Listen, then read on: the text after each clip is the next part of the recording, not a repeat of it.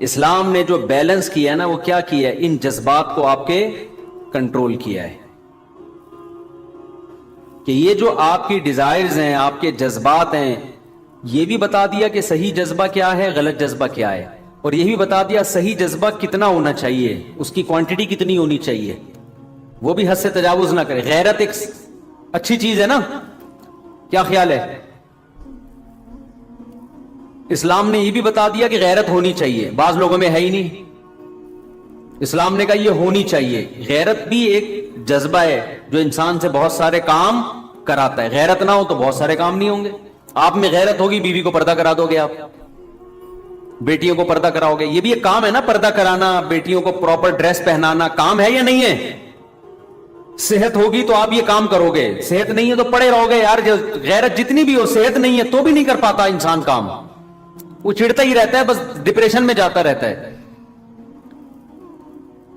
اب غیرت ایک جذبہ ہے، یہ جذبہ آپ سے کام کرواتا ہے۔ وہ کام کیا کرواتا ہے؟ آپ یہ چاہتے ہو میری بیٹیاں، میری بہنیں، میری مائیں، میری بیوی، بیویاں کہنے والا تھا، چلو منہ سے پھر باقاعدہ نیت کر کے بیوی کا لفظ نکالا ہے، میری بیوی کیا کرے؟ پردہ کرے۔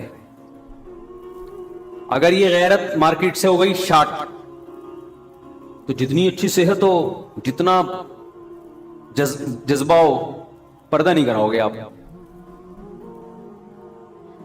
اپنی بچی کو ڈانسر بنانے کی فکر میں لگ جاؤ گے آپ۔ تو یہ جذبہ جو غیرت ہے، اسلام نے یہ بھی بتایا کہ یہ ہونی چاہیے۔ غیرت لیس آدمی اللہ کو پسند نہیں۔ حدیث میں آتا ہے تخلقوا باخلاق اللہ، اللہ کے اخلاق اپنے اندر پیدا کرو، یعنی جو اللہ کی صفات ہے نا وہ اپنے اندر پیدا کرو۔ اللہ میں استغنا ہے، تو اللہ چاہتے ہیں مخلوق میں بھی کیا ہو؟ مخلوق سے استغنا۔ استغنا کا مطلب مخلوق کے سامنے ہاتھ نہ پھیلائے۔ ہاں، اللہ سے استغنا نہ ہو، مخلوق کے حق میں کیا ہو؟ استغنا۔ اللہ چاہتے ہیں میرے در پہ جھکو، مخلوق کے سامنے اپنی زبان ٹیڑھی مت کرو۔ اللہ کو اوپر والا ہاتھ نیچے والے ہاتھ سے پسند ہے۔ اللہ کا ہاتھ نیچے والا ہے اوپر والا ہے؟ اللہ کا اوپر والا ہاتھ ہے۔ اللہ کے دونوں ہاتھ قرآن میں آتا ہے کھلے ہوئے ہیں، یداہ مبسوطتان، اللہ کے دونوں ہاتھ کیا ہیں؟ کھلے ہوئے ہیں، بند نہیں ہیں۔ ولا تجعل یدک مغلولۃ فی عنقک، لا تجعل یدک مغلولۃ الی عنقک، اپنے ہاتھوں کو گردن سے مت باندھو، یعنی کنجوسی سے کنایا ہے۔ کنجوس آدمی ہاتھ ایسے کر کے رکھتا ہے، کوئی پیسے نہ مانگ لے مجھ سے، ایسے بند کر کے رکھتا ہے، بتاتا ہی نہیں ہے۔ جب اس کے پاس جاؤ اتنا اللہ نے دیا ہوگا لیکن رو رہا ہوگا غربت اور مہنگائی سے، پیسہ ہوگا لیکن جب آپ جاؤ گے نا آپ کا دل چاہے گا میں اس کو پیسے دے کے آ جاؤں، بیچارے کو مجھ سے لے لیں۔ وہ 50-50 آتا تھا نا پہلے زمانے میں، اس میں ایک چور دکھایا تھا۔ اب وہ بچپن میں کہیں ہم نے کچھ چیزیں دیکھی ہوئی تھیں، اب وہ لوگ واٹس ایپ پہ کلپ بھیج دیتے ہیں تو وہ پرانی یادیں تازہ ہو جاتی ہیں۔ اس میں دکھایا ایک چور کسی کے گھر گیا، پورا گھر چھان مارا، کچھ بھی نہیں ملا۔ مالک مکان کو جگایا، 50 روپے پکڑائے اس کو، سمجھ رہے؟ اس کو بولا یار یہ 50 روپے کام آئیں گے، نکل گیا۔ چوروں میں بھی تھوڑی سی غیرت بعض دفعہ ہوتی ہے، یار یہ تو خود مستحق ہے بیچارہ، ہر چیز پہلے نا اچھی طرح چیک کی، کچھ بھی نہیں ملا اس کو۔ مالک مکان کو جگایا، مالک مکان ڈر گیا، اس کو بولا بھائی یہ ذرا کھا لینا اس سے۔ تو خیر ایک پرانا واقعہ ہے ہمارے، چلو یار واقعات بہت ہو جاتے ہیں، ٹاپک رہ جائے گا۔ تو اسلام نے کیا کیا؟ اسلام نے کہا کہ یہ غیرت ہونی چاہیے۔ پہلی بات تو یہ اعتدال کا تقاضا یہ نہیں ہے کہ غیرت نہ ہو، اعتدال کا تقاضا کیا ہو؟ غیرت ہو، لیکن اس غیرت میں اعتدال پیدا کیا، نہ حد سے کم ہو نہ حد سے زیادہ۔ ہمارے معاشرے میں کچھ لوگ غیرت لیس ہیں، بچی کیا پہن رہی ہے، موبائل میں کس سے باتیں کر رہی ہے، بیگم کہاں جا رہی ہے، کہاں سے آ رہی ہے، کوئی ان کو اس سے گھر کی کوئی فکر ہوتی نہیں۔ ان کا وہی حال ہے جو میں لطیفہ اکثر سناتا رہتا ہوں، کہ بچے نے پوچھا نا ابا سے، ابا نے بچے سے پوچھا بیٹا علامہ اقبال کا پتہ ہے کون ہے؟ کہہ رہے نہیں پتا ابا۔ لیاقت علی خان کا پتہ ہے؟ کہہ رہے نہیں پتا۔ کہہ رہے کم وقت اسکول جاؤ تو پتہ چلے نا۔ تو بیٹے نے ابا سے پوچھا ابا پتہ ہے وسیم کون ہے؟ نہیں بیٹا۔ ستار کا پتہ ہے؟ نہیں بیٹا۔ ابا گھر میں رہو تو پتہ چلے نا۔ تو یہ غیرت لیس لوگ ہیں، پتہ ہی نہیں گھر میں کون کون آ رہا ہے کون جا رہا ہے گھر سے۔ اور غیرت جب اعتدال سے بڑھ جائے تو اسلام اس کی بھی آپ کو اجازت نہیں۔ بعض قومیں ایسی ہیں وہ اپنے غیرت مند ہونے پر فخر کرتی ہیں۔ ان کے غیرت کا مطلب کیا ہے؟ بیٹی نے کہیں ذرا سی کسی غیر مرد کو آنکھ اٹھا کے دیکھا، شبہے کی بنیاد پہ بیٹی کو جان سے مار دیا۔ بیوی کے نمبر پہ اننون نمبر سے کال آ گئی، اس نے فون اٹھا لیا، بعد میں بیگم کو موبائل چیک کیا، یہ تیرا کون ہے؟ تفتیش کی، یہ تو مرد ہے۔ غیرت میں بیگم کو قتل کر دیا۔ ایسے میرے پاس جو لوگ خود آ کے بتا رہے ہوتے ہیں، ایک آدمی کی بیوی گھر سے بھاگ گئی، لڑائی ہوئی نا، بہت ساس کا ظلم ہو رہا تھا، بھاگ گئی گھر سے۔ اب بیچاری اکیلی عورت کہاں جائے؟ تو در بدر کی ٹھوکریں کھاتی رہی، ساس کا ظلم ہو رہا تھا اس کے اوپر بہت زیادہ، واپس آ گئی اگلے دن۔ اس بیس پہ اس کو قتل کیا گیا ہے کہ تو ایک رات گھر سے غائب رہی ہے، تو اس کے مطلب تو کیا ہے؟ بد کردار ہے۔ آپ کے پاس کیا ثبوت ہے اس نے زنا کیا ہے؟ اول تو زنا بھی کیا ہو تو اس کے بھی شریعت نے اس کا ایک پروسیس رکھا ہے نا، گواہ ہو، اقرار ہو، پھر اس پہ آگے سزائیں ہیں۔ جس کی لاٹھی اس کی بھینس، جس کو اپنی ٹھڑک جس طرح سے پوری کرنی ہوتی ہے وہ اپنی ٹھڑک اس طرح سے پوری کر لیتا ہے۔ ذرا ذرا سی بات پہ قتل کر دینا، ذرا ذرا سے شبہے پہ قتل کر دینا۔ ایک صاحب نے بتایا کہ ان کے جاننے والوں میں ایک لڑکی کا کہیں افیئر چلا کسی بندے کے ساتھ، مرد کے ساتھ، کنواری لڑکی تھی، شادی کرنا چاہتی تھی۔ بھائیوں کو پتا چل گیا، حالانکہ کوئی فزیکل ریلیشن نہیں ہے، صرف یہ پتا چلا اس کا افیئر چل رہا ہے، اور اس بیس پہ دونوں کو گولی مار دی۔ میں نے ان سے کہا، جب میرے پاس اس طرح کے واقعات آتے ہیں نا، میں نے کہا کیا آپ نے اپنے گھر میں بہن بیٹی کو اس کی اجازت دی ہے؟ وہ براہ راست تو نہیں آئے، میں نے انہیں پیغام پہنچوانے کی کوشش کی کہ کیا آپ نے اپنی بہن بیٹی کو اس کی اجازت دی ہے کہ اگر اسے کوئی پسند ہو تو وہ کسی ذریعے سے اپنے باپ اور بھائی کو بتا سکتی ہو؟ یہ پرمیشن دی ہے اس کو؟ اسلام نے دی ہے نا پرمیشن۔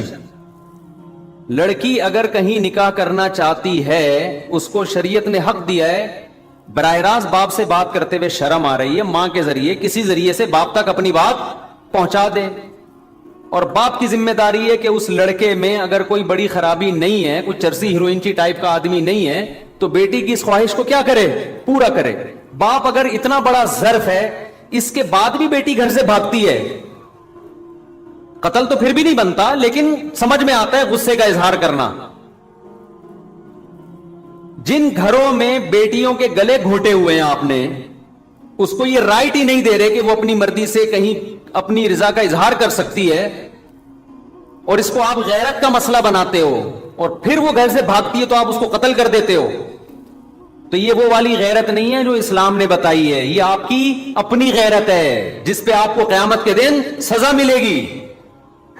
سمجھ میں نہیں آ رہی میرا خیال ہے بات؟ بیٹی کہیں اگر یہ تذکرہ کر دے، یا بہن تذکرہ کر دے بھائی سے یا باپ سے، کسی ذریعے سے کر دے کہ بھئی میں فلاں جگہ نکاح کرنا چاہتی ہوں، اور باپ کو ایک دم جوش آ گیا نا، رگیں پھولنا شروع ہو گئی غیرت میں، اس کا مطلب یہ پرلے درجے کا بے غیرت ہے۔ یہ غیرت کے نام پہ لوگوں کو کیا کر رہا ہے؟ اپنے آپ کو بھی الو بنا رہا ہے اور لوگوں کو بھی الو بنا رہا ہے۔ تم غیرت میں پیغمبر صلی اللہ علیہ وسلم سے آگے نکلنے کی کوشش کر رہے ہو۔ بھائی نبی سے بڑا کون غیرت مند ہو سکتا ہے؟ ایک طرف گھروں میں اتنی آزادی ہے کہ بیٹی پرس اٹھا کے بوائے فرینڈ کے ساتھ گھوم رہی ہے، باپ خود کہہ رہے ہیں، ماں باپ خود کہہ رہے ہیں وہ منگیتر ہے تمہارا، اس شادیوں میں اس کے ساتھ جا کے بیٹھو. او بھائی وہ ابھی منگیتر ہے، وہ اس کے میاں تھوڑی ہے، ہو سکتا ہے بعد میں شادی سے انکار کر دے. اور ایک طرف غیرت کا پارا یہاں تک چڑھا ہوا ہے کہ وہ کہیں نکاح کرنا چاہتی ہے تو اس کو یہ اتھارٹی نہیں ہے کہ وہ اپنے گھر میں بتا دے کہ میں فلاں جگہ نکاح کرنا چاہتی ہوں. اس پہ ماں باپ کو ایک دم کیا آ جاتی ہے؟ غیرت. نبی صلی اللہ علیہ وسلم نے فرمایا تم میں یعنی انسانوں میں سب سے زیادہ غیرت مند میں ہوں، اور مجھ سے بھی زیادہ غیرت مند اللہ ہے. اللہ کے بعد سب سے زیادہ غیرت کس میں ہے؟ نبی صلی اللہ علیہ وسلم میں. ہمارے نبی کی مجلس میں ایسا ہوا ہے کہ عورت نے نکاح کی پیشکش کی، نبی نے اس کو غیرت کا مسئلہ نہیں بنایا.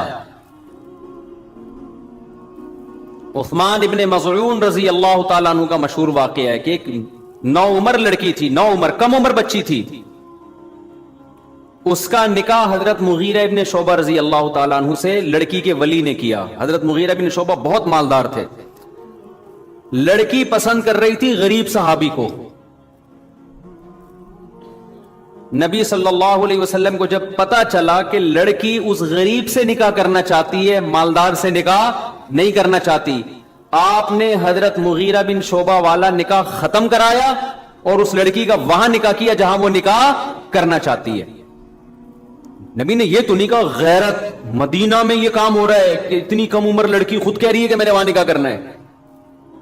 ہمارا معاشرہ اعتدال پر بالکل بھی بے غیرتی کا لیول دیکھو ماشاءاللہ، گھر سے صوفہ ہی نکال دیتے ہیں بے غیرتی. غیرت میں جب وہ سنا ہے نا، سناتا رہتا ہوں میں اکثر، ایسے ایسے بے غیرت ہیں کہ ایک اپنی بیٹی کو کہیں دیکھ لیا کہیں پارک میں کسی کے ساتھ تو غصہ آ گیا نا، بولا اس دفعہ چھوڑ دیا اگلی دفعہ دیکھوں گا میں. غصہ آ گیا بھائی غیرت. پھر دوبارہ دیکھا تو پھر بہت غصہ آیا. ایک بندہ اپنے بارے میں بتا رہا تھا کہ میں نے اپنی بیٹی کو دیکھا پارک میں کسی کے ساتھ بیٹھی ہوں، مجھے بہت غیرت آ گئی، غصہ آ گیا. اس نے کہا کیا کیا؟ کہہ رہا میں نے کہا اس دفعہ تو چھوڑ دیا اگلی دفعہ دیکھوں گا. اس دفعہ تو چھوڑ دیا بیٹا، اگلی دفعہ نہیں چھوڑوں گا. کہہ رہے ہوتے ہوتے کئی دفعہ ایسا ہوا، پھر میں نے ایک دن اپنے گھر میں دیکھا صوفے پہ قابل اعتراض حالت میں بوائے فرینڈ کے ساتھ بیٹھی ہوئی. اب تو میں نے کہا نہیں چھوڑوں گا. وہ نے کہا کیا کیا تو نے؟ کہہ رہے میں نے گھر سے صوفہ ہی نکال دیا، نہ صوفہ رہے گا نہ بیٹھنے کی جگہ رہے گی. ایک طرف بےغیرتی یہاں تک پہنچی ہوئی ہے، سمجھ رہے ہیں بےغیرتی کا لیول. اور ہماری سوسائٹی میں ایسے غیرت مند لوگ بھی ہیں، بیٹیوں کی عمریں بڑھ گئی ہیں، اپنی خاندانی روایات اور اپنے جو ہے نا لالچ میں. بعض دفعہ کہیں لڑکے نے کوئی لالچ دی ہوئی ہوتی ہے، بعض دفعہ کوئی اور مفاد ہوتے ہیں. خاندانی پرمپرا ہے جی، ہم میمن ہیں تو میمنوں میں ہی کرنی ہے، ہم پٹھان ہیں تو پٹھانوں میں کرنی ہے، ہم پنجابی ہیں تو پنجابیوں میں کرنی ہے، مہاجر ہیں تو مہاجروں میں کرنی ہے. وہاں کرنی ہے جہاں بیٹی چاہتی ہے. ہاں غلط جگہ چاہ رہی ہے پھر نہ کرو، پھر اس کی بات نہ مانو. بیوقوف ان میں بیوقوفی بھی ہوتی ہے، کسی نے الو بھی بنا دیا ہوتا ہے. لیکن دیکھ لو اگر کوئی بندہ برا نہیں ہے صحیح ہے تو جہاں چاہ رہی ہے وہیں کرو.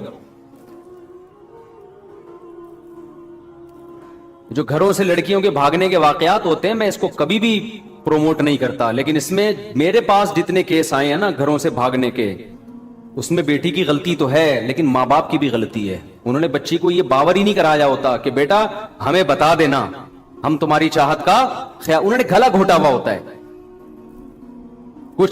کچھ عرصے پہلے ایک جوڑا بھاگ کے آیا، جوڑا تو بنا نہیں تھا، وہ میرے پاس آئے تھے میں ان کو جوڑا بنا دوں، ان کا نکاح پڑھا دوں. گھر سے بھگا کے لایا لڑکا لڑکی کو. صبح سے یہاں بیٹھے ہوئے تھے مسجد میں، میرے پاس فون آ رہے ہیں بھائی یہ جان ہی رہے ہیں. میں نے کہا میں بغیر ٹائم لیے کوئی آئے میں نہیں ٹائم دیتا. صبح سے بیٹھے بیٹھے پھر ہم نے بٹھا لیا دفتر میں. تو 16 سال کی لڑکی 20 سال کا لڑکا، لڑکے نے 16 سال کی لڑکی کو گھر سے بھگایا ہے. میں نے کہا بھائی یہ کیا ہے؟ لڑکی کہہ رہی میرا اس سے نکاح پڑھا دیں. میں نے کہا میں یہ کام نہیں کر سکتا. اور میں نے کہا آپ جاؤ اپنے آپ کے باپ کے دل پہ جو چھرے چل رہے ہیں نا، ماں باپ کے دل پہ جو آپ گھر سے غائب ہو، اس کا عذاب آئے گا آپ کے اوپر. فوراً گھر جاؤ. اور میں نے اس لڑکی کے سامنے کہا یہ جس آدمی نے تمہیں اپنے باپ سے اس کم عمری میں برگلایا ہے तुम क्या समझती हो वफा करेगा तुम्हारे साथ? वो लड़का बैठा हुआ था, ये वफा करेगा? गैरतमंद आदमी का ये काम होता है। फिर मैंने उस लड़की से पूछा, मैंने कहा आप क्यों ऐसा कर रही हो? कम उम्र बच्ची है वो। मैंने कहा आप क्यों ऐसा कर रही हो? फिर उसने जो अपने घर के हालात बताए, मैं उसको भागने पे अप्रिशिएट नहीं कर रहा, और आइंदा के लिए मैंने जो निकाह फॉर्म होता है ना हमारे जिसके पास, उसको मैंने बोला आइंदा कोई इस तरह का केस आए ना फौरन थाने में रिपोर्ट कराओ, क्योंकि माँ बाप तो अजाब में आए हुए इनको तलाश करने के लिए ना। ये तो खुद तो नंबर दे नहीं रहे अपने माँ बाप का, अपने वालिद का। हमारी तो ख्वाहिश ये थी कि इनसे नंबर लेके माँ बाप को फोन करें, भाई तुम्हारी बेटी यहां बैठी हुई, इसको लेके जाओ। होशियार होते हैं ना, डेढ़ होशियार, वो थोड़ी अपने कोई ऐसा कोई सेफ साइड तो ये लोग भी रखते हैं। लेकिन जब हालात सामने आते हैं तो मसला क्या होता है, माँ बाप ने ये कहा हुआ है जब तक तुम्हारी उम्र 26 साल नहीं हो जाएगी हम तुम्हारी शादी नहीं करेंगे, पहले ये करो, फिर तुमने बीए करना है, फिर तुमने एमए करना है, फिर तुमने पीएचडी करना है। उसके माँ बाप, उसने जो लड़की ने बताया, कह रही मुझे अगर ये भी कह देते ना कि 2 साल बात कर देंगे, 3 साल बात कर देंगे, मैं सब्र कर लेती। मुझे पता है 2, 3, 4 साल बाद सब्र करने का भी कोई फायदा नहीं। वो लड़की का बयान मैं बताऊं, सही कह रही है गलत कह रही है अल्लाह ही जाने। उस लड़की की ये स्टेटमेंट है, वो अगर गलत भी कह रही है लेकिन होता ऐसे भी है। वो कह रहे हैं जब तक तुमने इतना नहीं पढ़ लेना है तुम शादी का तस्वुर दिमाग से निकाल दो। कह रही मैं नहीं सब्र कर सकती इतना अरसा। तो वो जो घर से भागी उसकी भी गलती थी, लेकिन क्या उसके माँ बाप को आप, अगर वो सही कह रही है तो बेगुनाह करार दे सकते हो आप? क्या हो गया भाई, आप क्यों उस पर पाबंदियां लगा रहे हो भाई? एक आदमी को भूख लग रही है, अब्बा से कह रहा है, अब्बा अम्मा से कह रहा है मुझे भूख लग रही है, मुझे पराठा खिला दो। मुफ्ती साहब के पराठे पे बयान भी सुन के आया हूं मैं, खुदा के लिए खिला दो। आप कह रहे हैं जब तक तू बीए नहीं करेगा ना तेरे को पराठा नहीं खिलाऊंगा मैं, जब तक तू मास्टर नहीं करेगा तुझे दाल चावल भी नहीं खिलाऊंगा मैं, पराठा तो दूर की बात है। उसको भूख लग रही है, बिलक रहा है, अब्बा खिला दे। तो कहे नहीं बेटा मास्टर से पहले तू छोड़ दे तू। बेल आखिर वो मास्टर गया तेल लेने, वो एक दिन भागेगा और पराठे चोरी करके खाना शुरू कर देगा। आप कहोगे शादी पे पराठा कहां से फिट हो रहा है? मेरे भाई जैसे पराठा खाना, माजरत के साथ खाना खाना, पराठा तो मैं मुंह से निकलता ही पराठा है, जाता भी पेट में पराठा ही मुंह से निकलता है। सुबह पराठे खाएं तो पराठा ही निकलेगा मुंह से। तो जैसे पराठा खाना आपकी बॉडी की रिक्वायरमेंट है, ऐसे ही मर्द और औरत का एक दूसरे से मिलाप ये भी बॉडी की रिक्वायरमेंट है। ये भी भूख की तरह लगता है इंसान को, मर्द में भी औरत में भी, किसी में ज्यादा किसी में कम। बाज़ माहौल आपकी भूख भड़का देता है। तो मैं भागने वाली बच्चियों को कभी अप्रिशिएट नहीं करता, लेकिन उनके मां बाप भी इसके बराबर के जिम्मेदार हैं, जिन्होंने ऐसे वाकयात तुम पता नहीं कब से सुनते आ रहे हैं। 20 साल पहले कराची का वाकया, वो 2 बहनें थीं। अब्बा ने कहा हुआ था जब तक मास्टर नहीं हो जाता शादी नहीं करूंगा। एक दिन बैठे हुए थे, हमने कहा क्या हुआ? कह रहे हैं पता नहीं कहां है, 3 दिन हो गए, बच्चियां मार्केट से क्या है शॉर्ट। मैंने कहा भागेंगे नहीं, आ जाएंगे इंशाल्लाह, जब 2-4 बच्चे होंगे इंशाल्लाह आप ही के पास आना है उन्होंने। तो भाई आप भी तो कुछ गैरत, ये तो बेगैरती है। तो गैरत में भी एतदाल, जो असल बताना चाहता हूं मैं, वो एतदाल क्या है? जज्बात है ना, सेहत, और दूसरी चीज क्या है? इंसान की डिजायर्स, इंसान के जज्बात, इंसान के अंदर जो खुलुक अल्लाह ने रखा है, वो अखलाक भी इंसान से काम करवाते हैं। लेकिन उन अखलाक में, उन जज्बात में बैलेंस क्या है? जरूरी। अगर वो कंट्रोल से बाहर हो गए तो उल्टे काम ज्यादा करवाएंगे, सीधे कम करवाएंगे। जज्बात ही खत्म हो गए तो काम ही नहीं होगा, और अगर जरूरत से ज्यादा बढ़ गए तो काम सीधा होने के बजाय उल्टे होना शुरू हो जाएंगे। तो ये टॉपिक बड़ा लंबा है, और बहुत सारे इंसान में जज्बात हैं जो इंसान को काम करवाते हैं। फिर इंशाल्लाह इसको लेके चलते रहेंगे, हमें कोई जल्दी तो है नहीं। वैसे भी इमाम मेहदी जब आ जाएंगे तो सारे बयानात हमारे वैसे ही खत्म हो जाएंगे। क्या ख्याल है? जब हजरत ईसा अलैहिस्सलाम आएंगे, हमारे फरमाया करते थे बस हजरत ईसा आ गए तो बस सारे बयान खत्म। फिर तो सब ने हजरत ईसा के साथ मिलके शादियां करनी है, जिहाद करना है ठीक है, शादियां भी करनी है, जिहाद भी करना है, तो वो तो फिर सारा मसला ही खत्म हो जाएगा। इसलिए जल्दी नहीं है। तो आप ये कहते हैं टॉपिक कंप्लीट नहीं हुआ, तो क्या आपने कौन सा कोई MA کے پیپر کی تیاری کرنی ہے جو میں لیکچر کمپلیٹ کر دوں تاکہ, اور کراچی میں الحمدللہ تیاری کی بالکل بھی ضرورت نہیں ہے. میں پنجاب میں تھا, ایک صاحب لڑکا مجھ سے ملا, ابھی میں سیلاب زدگان کی مدد کے لیے گیا ہوا تھا نا, تو ایک لڑکا ملا, کراچی کا لڑکا تھا, میں کراچی کا ہوں ماشاءاللہ. میں نے کہا کیسے, کہہ رہے مفتی صاحب میرا آج پیپر ہے, دعا کریں نا, BA کا پیپر ہے, کل بھی تھا, 3 دن پہلے بھی تھا, بس دعا کریں پیپر اچھا ہو جائے. تو میں نے دعا کر دی, ایک دم پھر میرا ماتھا ٹھنکا. میں نے کہا تو بندہ کراچی کا ہے, BA کا پیپر آج ہے, تو دعا تو میں کر رہا ہوں, لیکن یہ پیپر کہاں دے رہے, کراچی کے پیپر کیا پنجاب میں ہو رہے ہیں؟ کہہ رہے نہیں وہ تو میرا کزن دے رہا ہے جا کے پیپر. یہ ہو رہا ہے ماشاءاللہ کراچی میں. پنجاب والوں سے کہتا ہوں کراچی آ جاؤ, یہاں PhD بھی کر لو گے آپ, یہاں وہ کچھ سیاست میں ٹاپ کرو گے, جتنے کرپٹ ہوگے اتنا سیاست میں اوپر جاؤ گے. کیا کیا ہے؟ اسلام نے کہا کہ گھوڑا ہم نے تمہیں دیا ہے اس پہ سوار ہونے کے لیے اور اس کی لگام اپنے ہاتھ میں رکھنے کے لیے, اور اس کو گھوڑے کو میسج تم دو گے اپنی عقل سے سوچ کے کہ کس سمت میں جانا ہے اور کس سمت میں نہیں جانا. نہیں آئی بات؟ اب آپ نے کیا کیا, گھوڑے پہ بیٹھے, اگلا پوچھ رہا ہے یار تم پیدل کیوں نہیں جا رہے؟ آپ نے کہا میں اس لیے پیدل نہیں جا رہا کہ گھوڑا گھنٹوں کا سفر منٹوں میں طے کرا دے گا, اس پہ جب بیٹھوں گا تو ایسے جیسے میری دم میں آگ لگ گئی, دم میں الگ سے مجھے آگ لگانے کی ضرورت نہیں. گھوڑے کی دم میں ویسے ہی آگ لگی ہوئی ہوتی ہے, ذرا سا وہ ایڑ لگاؤ نا تو ایک دم اسپیڈ مارتا ہے, تو مجھے اپنی دم میں آگ لگانے کی ضرورت اب نہیں ہے. اب آپ بیٹھ گئے, اب آپ سے اگلا پوچھ رہا ہے جانا کہاں ہے, آپ نے لگام کدھر کو موڑو گے؟ آپ کہو گے یار یہ میں نے ابھی تک اس بارے میں کوئی سوچا نہیں, جہاں گھوڑا کہے گا وہاں جاؤں گا میں. اب بتاؤ منزل پہ پہنچو گے یہ بیڑا غرق ہو جائے گا, گھوڑا آپ کو کھائی میں گرا سکتا ہے, وہ آپ کو آپ کی منزل سے دور لے جا سکتا ہے. آپ نے جانا تھا آگے کی طرف 1 گھنٹہ, گھوڑے کو گھاس پیچھے نظر آئی, مڑ گیا, پیچھے جا رہا ہے. سفر کے قریب کرنے کے بجائے یہی گھوڑا جو منزل کے قریب لے جانے کے لیے تھا آپ کو منزل سے الٹا دور کرنا شروع کر دے گا. یہی گھوڑا نعمت کے بجائے عذاب بن جائے گا. کیوں؟ آپ نے اس کی لگام کو کنٹرول نہیں کیا اور عقل سے فیصلہ نہیں کیا کہ کیا کام اس سے لینا ہے اور کیا کام اس سے نہیں لینا. سمجھ رہے ہو کہ نہیں سمجھ رہے؟ یہ عقل نہیں فیصلہ کر رہی ہے, یہ آپ نے گھوڑے پہ چھوڑ دیا ہے. تو خوب سمجھ لو, اللہ نے ہمیں خواہشات کا ایک سمندر دیا ہمارے دل میں. اللہ نے کہا عقل سے اس خواہشات کو کنٹرول, یہ خواہشات تمہیں موٹیویٹ کریں گی, یہ فیول کا کام دیں گی, یہ تمہیں بہت سارے کام کروائیں گی تم سے. تو عقل سے فیصلہ کرنا ہے کہ خواہشات کو کہاں لے کے جانا ہے اور کہاں لے کے نہیں جانا. ہم خواہشات کے گھوڑے پہ سوار ہو کے خواہشات سے پوچھ رہے ہوتے ہیں کہ بتا کیا کرنا ہے آج, تو خواہش کہتی ہے فلم دیکھنی ہے, فلم دیکھنے بیٹھے.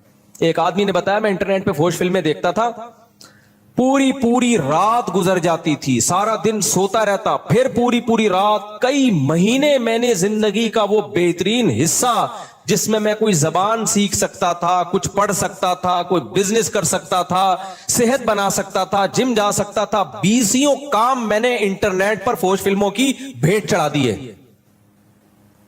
اور یہ کہ لبرل آدمی تھا, دیندار آدمی کی بات نہیں کر رہا میں, جس کا واقعہ میرے سامنے دیندار نہیں تھا, یہ لبرل سیکولر آدمی جو مذہب کو نہیں مانتا تھا. کہہ رہے میں نے کہا یار مذہب میں حرام ہو یا نہ ہو, کہہ رہے میں مذہب کو نہیں کو فالو کرتا, لیکن اس سے زندگی کا بیڑا غرق ہو رہا ہے. کہہ رہے میں نے ایسا عزم کیا کہ وہ کام کر کے دکھایا جو آج نوجوانوں سے, جس کو جب کہا جاتا ہے نا فوش فلمیں دو چھوڑ دو, کہہ رہے ہمارے لیے ممکن نہیں ہے. کہہ رہے میں نے وہ ناممکن کو ممکن کر کے دکھایا. میں نے کہا ایسی کی تیسی اس کو میں اپنی زندگی سے ہمیشہ کے لیے نکالوں گا. وہ مذہبی آدمی نہیں ہے کہ اس کو آخرت کا خوف ہے, وہ کہہ رہے یار دنیا کا بیڑا غرق ہو گیا نا, جو زندگی کا بہترین حصہ 20 مفید کاموں میں لگا سکتا ہوں, پوری رات کمر بھی کبڑی ہو جاتی ہے, گردن ٹیڑھی ہو جاتی ہے, سارا دن اسی میں لگے رہتے ہیں, پھر دن میں بھی اسی کے خیالات. کہتے میں نے کہا یار میں اپنی صلاحیتوں کو کہاں ضائع کر رہا ہوں, میں کدھر میں اپنی صلاحیتوں کو لگا رہا ہوں.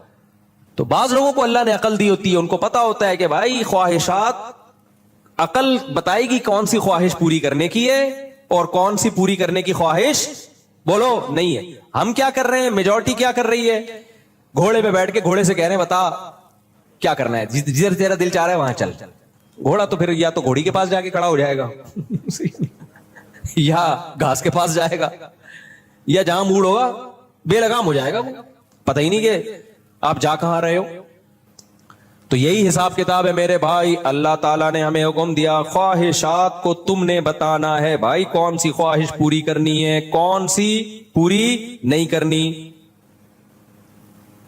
सारी ख्वाहिशात कुचलनी भी नहीं है, पूरी भी करनी है। अच्छी चीजों का जज्बा पैदा करो, तभी तो कुरान ने कहा है वफी ज़ालिका फलियतनाफसिल मुतनाफिसून, दौड़ लगाओ, आगे बढ़ने का हर एक को शौक होता है, लेकिन अल्लाह ने कहा दौड़ का मैदान तुम नहीं बताओगे, हम बताएंगे। कौन सा मैदान ऐसा है जिसमें दौड़ के तुम आगे निकल गए तो तुम्हें फायदा है, कौन सा मैदान ऐसा है जिसमें दौड़ के तुम जीत गए तो भी हार गए, कोई फायदा नहीं है उसमें। समझते हो कि नहीं समझते?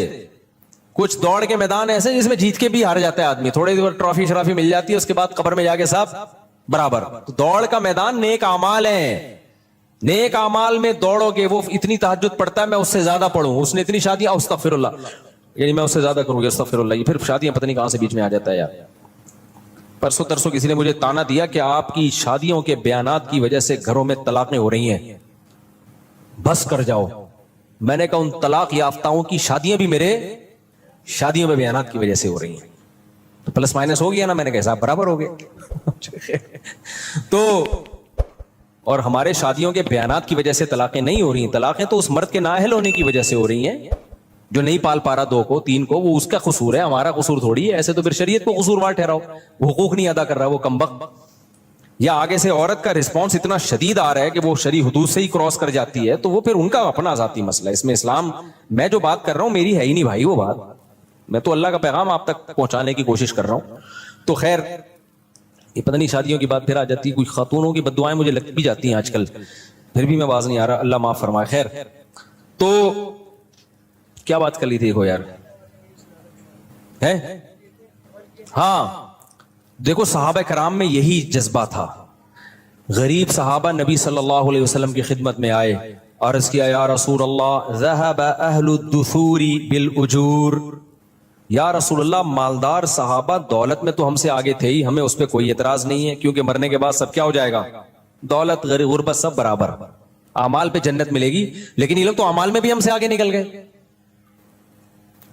भाई देखो सहाबा को ये नहीं गम था कि इनको दौलत ज्यादा मिली हमें दौलत कम मिली, कोई बात नहीं, मरने के बाद सब क्या है, थोड़े दिन की कहानी है।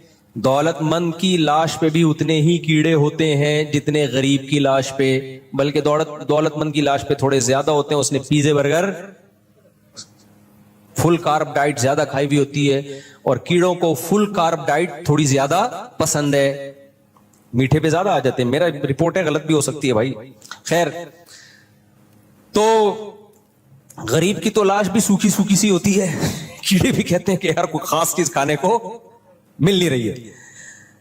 तो सहाबा को ये नहीं था कि अबू बकर उस्मान रजी अल्लाह अन्हुमा इनको इतनी दौलत और हम गरीब, ना, उनको ये था कि या रसूल अल्लाह दौड़ का मैदान आखिरत है ना, तो मसला तो ये है कि दौलतमंद तो आखिरत में भी हमसे आगे है। नबी ने पूछा क्यों कैसे, कहा या रसूल अल्लाह हम जिहाद करते हैं, मालदार लोग भी जिहाद करते हैं, इसमें हम दोनों क्या हो गए, बराबर। हम हदीस का मफहूम पेश कर रहा हूं, हम तहज्जुद पढ़ते हैं, मालदार लोग भी तहज्जुद पढ़ते हैं, इसमें हम दोनों क्या हो गए, मुंह से बोलने पर गवर्नमेंट की तरफ से पाबंदी नहीं, हम दोनों क्या हो गए, बराबर। और रिश्तेदारी जोड़ना, जितनी नेकियां वो भी करते हैं हम भी करते हैं, लेकिन एक नेकी वो करते हैं हम वो नहीं करते, वो अल्लाह की राह में खूब खूब खर्च करते हैं, मस्जिदों में भी, तालीम पे भी, मदरसों में भी, जिहाद में भी, हर जगह। हम तो, हमारे पास तो पैसे ही नहीं है, घर में खाने को मसले हैं हमारे साथ, तो ये तो उस अमल में आगे निकल गए हमसे। तो फिक्र देखो किस चीज की हो रही है सहाबा को, फिक्र ये हो रही है आखिरत में हमसे आगे निकल गए। तो आप सल्लल्लाहु अलैहि वसल्लम ने फरमाया ठीक है मैं तुम्हें एक ऐसा अमल बताता हूं, वो अमल तुम कर लोगे तो अजर में मालदारों के बराबर। आपने उनको तस्बीहात बताई, जिक्रुल्लाह बताया, ये जिक्र कसरत से किया करो। जब मालदार सहाबा को पता चला ना, तो उन्होंने भी वो तस्बीहात पढ़ना शुरू कर दी।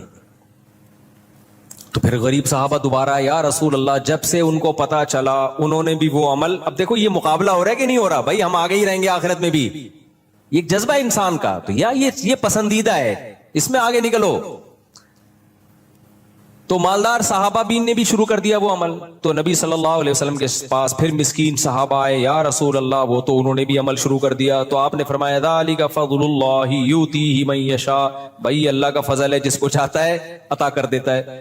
اب اللہ تمہیں کوئی یہ تو نہیں کہ تمہاری نیکی کا تمہیں اجر نہیں دے رہا, اب ان کو اللہ نے زیادہ نواز دیا, وہ زیادہ کما لیں گے, تو یہ اب اللہ کا فضل ہے. یہ ایسا ہی ہے نا جیسے اللہ نے سید الانبیاء صلی اللہ علیہ وسلم کو نبی بنا دیا. تو مشرکین یہ کہا کرتے تھے کہ اگر اللہ نے نبی بنانا تھا تو فلاں کو کیوں نہیں بنایا, فلاں کو کیوں نہیں بنایا, محمد صلی اللہ علیہ وسلم کو کیوں بنایا. تو اللہ نے کیا جواب دیا قرآن میں کہ اللہ نے کسی کو غریب بنایا, کسی کو دولت مند بنایا. تو دولت مند بننا اور غربت غریب بننا یہ تمہاری رائے پر نہیں ہے, یہ سلیکشن کس کی ہے, اللہ کی. حالانکہ یہ کم درجے کا معاملہ ہے. تو نبوت تو اس سے بھی اونچی چیز ہے, اس میں تمہاری رائے تھوڑی چلے گی, اس میں تو اللہ کی سلیکشن ہوگی, جس کو اللہ چاہے گا اس کو سلیکٹ کرے گا. تو کچھ نعمتیں اللہ کی طرف سے اضافی ملتی ہیں. یہی اشکال صحابیات کو ہوا کہ یا رسول اللہ, ہم عورتیں بھی نیک کام کرتی ہیں, مرد بھی نیک کام کرتے ہیں, ہم بھی صدقہ کرتی ہیں, مرد بھی صدقہ کرتے ہیں, لیکن ایک کام مرد ہم سے آگے, وہ جہاد کرتے ہیں, ہم جہاد نہیں کرتی, اور کر نہیں سکتی ہم عورت ہیں, ہم کیسے, عورت میں اتنا بہادری تو نہیں ہوتی. تو قرآن میں کیا آیتیں نازل ہوئی, فرمایا وَلَا تَتَمَنَّوْا مَا فَضَّلَ اللَّهُ بِهِ بَعْضَكُمْ عَلَى بَعْضٍ, اللہ نے بعض کو بعض پر جو فضیلت دی ہے اس کی تمنا مت کرو. یہ گاڈ گفٹڈ ہے کچھ چیزیں, یہ دیکھو اللہ نے مجھے کتنی نعمتیں دی. اگر یہ کمپیئر کرنا شروع کر دیا اس کو یہ نعمت, تو پھر تو ساری زندگی احساس کمتری میں ہی. اللہ نے عورت پر یہ احسان کیا, اس کو انسان بنایا, عورت بنایا, یہ بھی تو اللہ کا احسان ہے نا. موسیٰ علیہ السلام کی ماں عورت تھی نا, ان کے پیٹ سے کس کو جنا اللہ نے, پیغمبر کو جنا. کسی نے زبردست بات کی ہے کہ اللہ نے عورت میں کوئی پیغمبر نہیں بنایا, لیکن کوئی پیغمبر ایسا نہیں ہے جو عورت نے جنم نہ دیا ہو. کتنا بڑا مقام اللہ نے ان کو دے دیا, اور ان کا ذکر بھی قرآن کر رہا ہے موسیٰ علیہ السلام کی ماں کا. تو یہاں ایک اشکال کا جواب دے کے بس میں آگے چلتا ہوں, بلکہ اشکال تو نہیں ہے, اس کی حکمت بیان کرتا ہوں کہ دیکھو اللہ نے مالدار کو فضیلت اس لحاظ سے دے دی کہ وہ نیکی بھی کرے گا, صدقہ بھی کرے گا, تو وہ آگے نکل جائے گا قیامت کے دن. غریب اس طرح سے صدقہ خیرات نہیں کر سکتا, زکوٰۃ لینے والا ہوتا ہے غریب, اور مالدار زکوٰۃ دینے والا. تو لینے کی کوئی فضیلت ہے, کوئی ثواب ہے؟ بولتے کیوں نہیں بھائی, دینے کے تو بہت ثواب ہے نا. تو دینے والے کو ثواب مل رہا ہے, لینے والے کو تو صرف پیسے مل رہے ہیں, ثواب تھوڑی مل رہا ہے. تو یہاں ایک اشکال پیدا ہوتا ہے, بھائی اللہ نے پھر مالدار کو اتنا نوازا کیوں ہے؟ اصل میں جواب یہ ہے کہ مالدار کی آزمائش زیادہ ہے, غریب کی آزمائش کم ہے. ہم سمجھتے ہیں غریب کی آزمائش زیادہ ہے, مالدار کی کم ہے. نا نا نا نا, معاملہ الٹا ہے. غریب کی آزمائش کم ہے, مالدار کی آزمائش زیادہ ہے. تو جس کو زیادہ آزمایا جاتا ہے اس کو بینیفٹس بھی زیادہ دیے جاتے ہیں. جس سے ہارڈ ورکنگ والا کام لیا جاتا ہے اس کو سہولتیں زیادہ دی جاتی ہیں. کمپنیوں میں ہوتا ہے نا, کسی امپلائی کو سب کو تنخواہ برابر, اس کو کسی جنگل میں بھیج دیا کسی اہم مہم پر, تو الاؤنس اس کو زیادہ ملتا ہے کہ نہیں ملتا؟ بھائی اس کے کام سخت ہے. آپ کہو گے لو بھائی, مالدار ایک تو ویسے بھی عیاشی کر رہا ہے اور جنت میں بھی عیاشی کرے گا, تو اس کی آزمائش زیادہ کہاں سے, اس کی تو کم ہے. بھائی یہ جب ہے جب آپ کے پاس پیسے نہ ہو, پھر آپ کو یہ لگے گا. جب پیسے آئیں گے پھر آپ کو لگے گا پیسہ ہوتے ہوئے نماز پڑھنا مشکل, بغیر پیسوں کے نماز پڑھنا آسان. سمجھ میں آ رہی ہے بات کہ نہیں آ رہی؟ پیسہ ہوتے ہوئے زنا سے بچنا مشکل, پیسہ ہی نہیں ہے تو کوئی لفٹ ہی نہیں کرائے گی, ٹھیک ہے نا, آرام سے ہنسی خوشی زندگی. رشتہ نہیں مل رہا ہوتا, گرل فرینڈ کہاں سے ملے گی؟ ایک آدمی نے مجھے بتایا, مالدار تھا, کہہ رہے میرے پاس بچپن میں پیسہ آ گیا جس سے میں اتنی سخت آزمائش میں پڑا. اس نے کہا جب تک پیسہ نہیں تھا کوئی آزمائش نہیں تھی, نماز پڑھتا تھا, داڑھی رکھ لی میں نے. کہہ رہا جب میرے پاس دولت آئی ہے نا تو لڑکیوں کے فون آنا شروع ہو گئے. پنجاب میں کسی نے واقعہ سنایا کہ لڑکیوں کے فون, وہ مجھے خود اٹریکٹ کرتی تھیں, فون نمبر دیتی تھیں, پتے بتاتی تھیں, اتنے پیسے اتنے پیسے. کہہ رہے میرے دل میں نا خواہشات کا ایک طوفان اٹھتا تھا کہ میں زنا کر لوں, میں زنا کر لوں, میں زنا کر لوں. کہہ رہے میں نے ابا کو بولنا شروع کر دیا میں زنا میں نہ پڑ جاؤں, میری شادی کرا دو. ابا آج کل لفٹ ہی نہیں کراتے. خیر اللہ نے اس کو زنا سے بچایا, کہہ رہے جب غریب تھا تو ایسا کچھ مسئلہ نہیں تھا, جہاں پیسہ آیا, اچھا موبائل, اچھی گاڑی, پیسے والے کا تو پتہ چل جاتا ہے, تو وہاں مشکل ہو گیا زنا سے بچنا. تو پیسے والے کے لیے دین پہ چلنا مشکل. جب پیسہ آتا ہے تو صدقات و خیرات اتنے نہیں ہوتے جتنی شراب و کباب آتا ہے. تو اس لیے اللہ نے اس کو پروٹوکول دیا ہے کہ بھائی اگر تو پیسے کے باوجود بھی دین پہ چلے گا تو تجھے مقام میں زیادہ دوں گا. یہی وجہ ہے حدیث میں آتا ہے جنت میں غریب زیادہ ہوں گے, دولت مند کم ہوں گے. سمجھ رہے ہو کہ نہیں سمجھ رہے؟ وجہ اس کی ہے کہ غریب آدمی کے لیے آسان تھا, وہ پہلے ہی بیچارہ, اس کو ناشتے کے ویسے بھی بیچارے کو پیسے نہیں ہوتے, کہتے چلو ہم کیا کرتے ہیں ٹھیک ہے نا, وہ روزہ رکھ لیتے ہیں. مالدار آدمی کے پاس تو 20 قسم کی چیزیں کھانا کھانے کی, 20 قسم کے موقع عیاشیوں کے, شو مارنا, تکبر, یہ ساری بیماریاں کس کی ہیں؟ دولت مندوں کی ہیں. اس لیے دولت ہر ایک کے لیے اچھی بھی نہیں ہوتی. اس لیے اللہ سے دولت نہیں مانگنی چاہیے, اللہ سے رزق حلال میں برکت مانگنی چاہیے. پھر اللہ دولت کی صورت میں دے دے یا غربت میں ہی اللہ برکت دے دے, وہ اللہ کی مرضی ہے. علماء نے منع کیا ڈائریکٹ دولت کبھی نہ مانگو اللہ سے, اللہ مجھے مال و دولت دے, یہ الفاظ ہی غلط ہیں. اے اللہ میرے رزق میں کیا دے؟ برکت دے. اب وہ اللہ کی مرضی. برکت کا مطلب خیر, رزق آئے خیر بن کے آئے. تو ورنہ خالی رزق آ گیا تو وہ تو بعض دفعہ قارون کے پاس پیسہ ہی تو تھا, برباد ہو گیا. فرعون کے پاس کیا تھا؟ پیسہ. اس پیسے نے کیا کر دیا؟ اس کی کھوپڑی کو خراب کر دیا. تو زیادہ تر پیسے والے ہی جہنم میں جائیں گے حدیث کے مطابق. تو ہم جو کہتے ہیں نا میرے پاس اتنا پیسہ, تو صحابہ کو غم یہ نہیں تھا ان کے پاس پیسہ کیوں ہے, صحابہ کو غم یہ تھا آخرت میں ہم سے آگے نکل گئے. تو خواہشات کو لگام دینے کی ضرورت ہے. جب خواہشات آپ کے کنٹرول میں ہوں گی تو پھر خواہشات آپ کے حساب سے چلیں گی. تو شریعت نے یہ نہیں کہا خواہشات کو کچل دو. کیا کہا ہے شریعت نے؟ خواہشات کو لگام دو. آپ فیصلہ کرو گے کون سی خواہش پوری کرنے کی ہے اور کون سی خواہش پوری کرنے کی نہیں. دیکھو شوگر کے مریض اپنی لگام کھانے کے معاملے میں ڈاکٹر کے حوالے کرتا ہے. اس کو پتا ہے میری شوگر ہائی رہتی ہے, تو اس کا دل تو چاہتا ہے 3 لڈو یہاں سے کھا لوں, 4 لڈو وہاں سے کھا لوں, ادھر سے جلیبی کھا لوں, وہ شہد کی بوتل کھا لوں, میں یہ بھی کھا لوں, یہ بھی کھا لوں. لیکن اس کو پتا ہے بیٹا خواہشات کے پیچھے گئے تو ہو سکتا ہے یہ لڈو میری زندگی کا آخری لڈو ہو, اس کے بعد سویم پہ لڈو کھائے جا رہے ہوں میرے. تو لڈو نہیں کھاتے, چلو بریانی کھائیں گے سویم پہ. تو وہ ڈاکٹر سے پوچھتا ہے ڈاکٹر صاحب لڈو کھا سکتا ہوں؟ ڈاکٹر کہے گا بھائی آرٹیفیشل لڈو کھا سکتے ہو, جو دیکھنے میں میٹھا لگے حقیقت میں میٹھا. ایسے بھی آتی ہے نا چائے میٹھی پی سکتے ہو, یعنی وہ والی میٹھی جو شوگر کے مریض وہ ہوتی میٹھی میٹھی نہیں ہے, وہ تھوڑا سا وہ پتہ نہیں کوئی کیمیکل ڈالتے ہیں, اس سے ڈائٹ بوتل ہوتی ہے جیسے. تو ڈاکٹر بتائے گا یہ خواہش, ہاں ڈاکٹر یہ نہیں کہے گا کھاؤ نہیں, ڈاکٹر کہے گا یہ کھاؤ یہ نہیں کھاؤ. اگر کوئی ڈاکٹر ایسا ہے کہ کھانا پینا ہی چھوڑ دو, پھر آپ وہ ڈاکٹر ہی چھوڑ دو گے, کھانا پینا نہیں چھوڑو گے. کوئی مذہب اگر آپ سے یہ کہتا ہے کہ دنیا ہی چھوڑ دو, ننگ دھڑا ہو جاؤ, ساری خواہشات کو چل دو, تو بھائی وہ مذہب ہی چھوڑ دو, پھر وہ مذہب دین فطرت نہیں ہو سکتا. تو اسلام ہے جو اعتدال کا راستہ سکھاتا ہے. خواہشات نہیں چھوڑنی ہے, خواہشات کو لگام دینا ہے. اس لیے تو میں ولاگ بنا بنا کے ڈالتا ہوں تاکہ یہ تصور لوگوں کی کھوپڑی سے نکلے کہ مذہبی آدمی تیرتا ہوا, گھوڑے پہ دوڑتا ہوا, جنگل میں ہرن کا شکار کرتا ہوا تمہیں برا کیوں لگ رہا ہے. یہ کانسیپٹ دماغ سے کیا کرو, ختم کرو. بہت نیگیٹو, ابھی میرا ہرن کا جو شکار کا جو ولاگ کیا نا اس پہ بہت نیگیٹو کمنٹس آئے ہیں, بہت زیادہ. ابے کیا کر رہے ہو بھائی, یہ مولویوں والی حرکتیں ہیں. بھائی مولویوں تو کیا ہو گیا بھائی, مولویوں والی حرکتیں کوئی الگ سی نہیں ہوتی ہیں. جو بھی جائز حرکت ہے وہ سارے مولوی بھی کیا کر سکتے ہیں, کر سکتے, کوئی حرج نہیں ہے اس میں. تو جائز ہے یہ, تو جائز نہ جہاں نامناسب نہ ہو. بعض جائز انٹرٹینمنٹ ہوتی ہے لیکن وہ علماء پہ سوٹ نہیں کرتی ہیں. ابھی جیسے میں کینیڈا گیا نا تو انہوں نے میری ہیلی کاپٹر پہ سواری کا انتظام کیا ہوا تھا. جاپان میں گیا, ارشاد بھائی نے گن پوائنٹ پہ ہیلی کاپٹر میں بٹھایا, ہم نے کہا چلو گھوم کے آ جاتے ہیں. جب کینیڈا گیا انہوں نے ہیلی کاپٹر کا انتظام کیا ہوا تھا, آپ کو گھمائیں گے بیان کے بعد ہیلی کاپٹر پہ.